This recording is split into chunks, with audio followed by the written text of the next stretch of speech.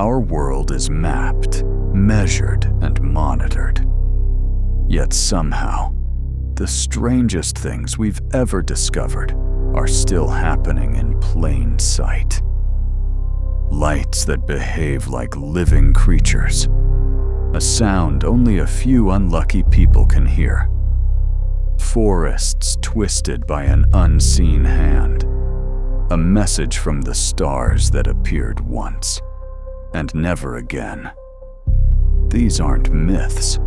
These are real. Documented, verified. And the truth behind them? Still completely unknown. Welcome to Mystery Shack. Just a warning. Some of these mysteries might stay with you long after the video ends. If you're ready, let's begin.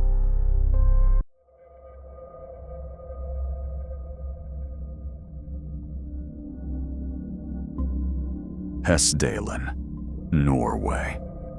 A valley so quiet you can hear your own breath, except for the nights when something lights up the sky. The Hessdalen Lights aren't rare, and they aren't rumors. They've been studied since the 1980s through one of the longest-running scientific monitoring projects in Europe. And the recordings all show the same thing. Self-illuminating spheres, glowing white, yellow, or red, appearing at ground level or high in the air. They don't behave like aircraft. They don't flicker like fire. And they last far too long to be meteors, sometimes over an hour.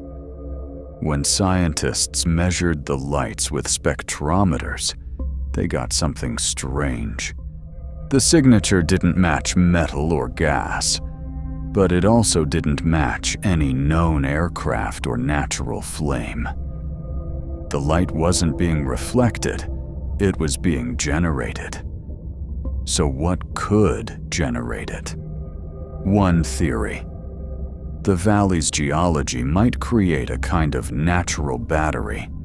Ionized dust interacting with metallic minerals to produce glowing plasma. Another, thermoelectric processes inside the ground could force air particles to combust in ways we don't normally see.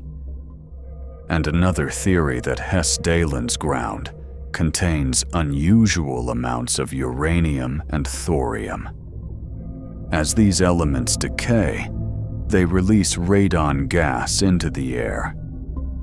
Radon itself is invisible, but when it breaks down, it emits ionizing radiation, strong enough to charge dust and gas particles above the valley. When those charged particles recombine, they can release light, creating a natural glowing plasma. This theory ties several earlier ideas together. Ionized dust, airborne combustion, and the valley's rare mineral composition. It's one of the most detailed geological explanations we have. But just like the others, it still can't explain the movement or the long duration of the lights, or why the phenomenon is almost exclusive to this one valley. Some people jump straight to UFOs, but scientists don't. They know the data is real, but they also know the explanation is still missing a critical piece. After 40 years of non-stop monitoring, the Hessdalen Lights remain one of the only mysteries that is fully documented and still unsolved.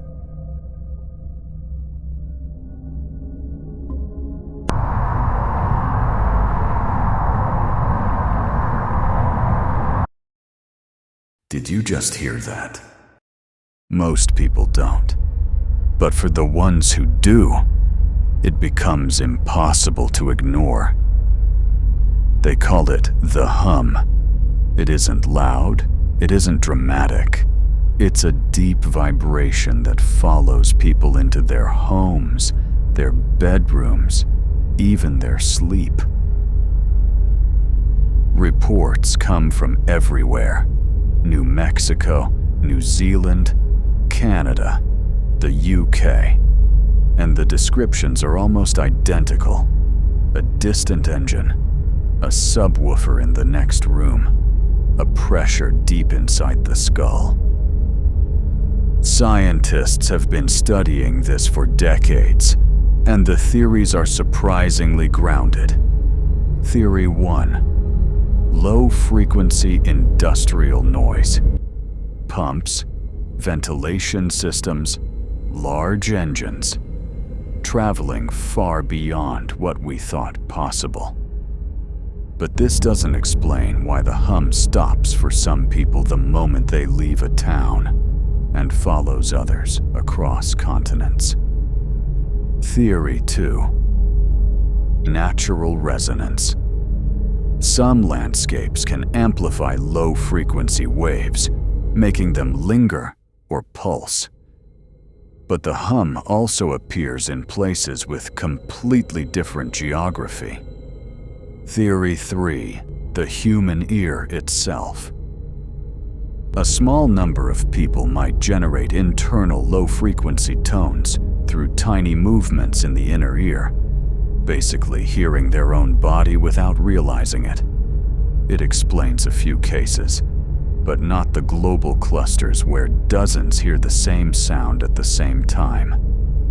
And yes, people bring up UFOs, secret experiments, and the paranormal.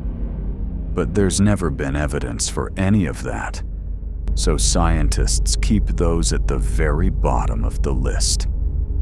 The truth might be simpler, and somehow more disturbing. The hum is real, felt in some places, completely unexplained in others. A sound only a few can hear, with no confirmed source but a very real impact. And if a sound can hide this well, what else can?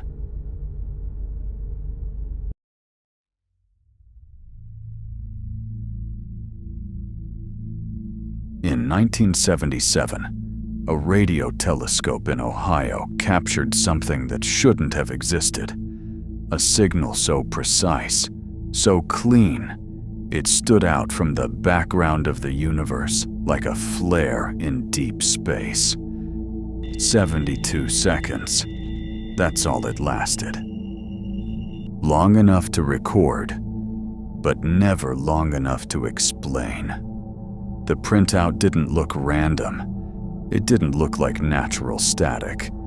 It formed a pattern, the kind you'd expect if someone, somewhere, tried to get our attention. The astronomer on duty circled the strange sequence and wrote a single word beside it. Wow. The signal came from the direction of Sagittarius, not a star we know, not a planet, comet, or pulsar. And the frequency it arrived on, the hydrogen line, is one scientists consider a kind of cosmic, universal channel. If a civilization wanted to broadcast something across the galaxy, this is exactly where they'd put it. The next day, researchers scanned the sky again, and again and again. Weeks, months, years. Nothing came back. The universe returned to silence, leaving behind one perfect moment with no repeat. Explanations came quickly. Maybe a satellite, a piece of space debris, a burst from a comet.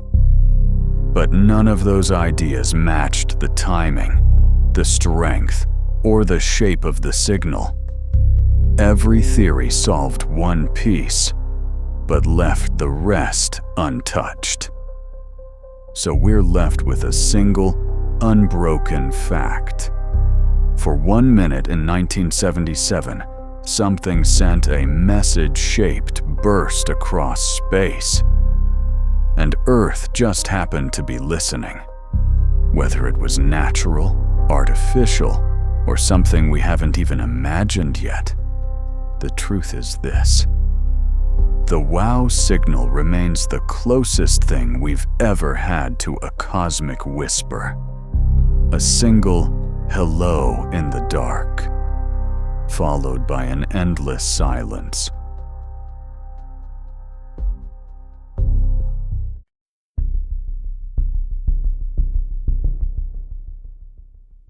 Imagine a forest where every tree is bent in the exact same, unnatural shape. In western Poland, near the town of Gryfino, 400 pine trees curve northward with a smooth, identical bend, as if something once pushed them all in the same direction, at the same height, during the same moment in their early growth. They're healthy, they're symmetrical, and the pattern is so precise that the forest looks engineered. Yet nobody knows by who or for what. Researchers have tried to understand it, but each explanation solves only a piece of the puzzle. Some point to human shaping, a method that could bend young wood for shipbuilding or furniture. But no records, tools, or photos from that era ever mention such work. Others blame natural forces, a severe winter, heavy snow, even soil pressure. But surrounding forests lived through the same conditions, without twisting at all. There's also the idea of early machinery, or vehicles damaging the young saplings, farming equipment, military movement, something heavy passing through. But again, history has nothing to offer. No logs, no eyewitnesses, no reason for 400 trees to be disturbed in the exact same direction. What we're left with is a pattern without a cause.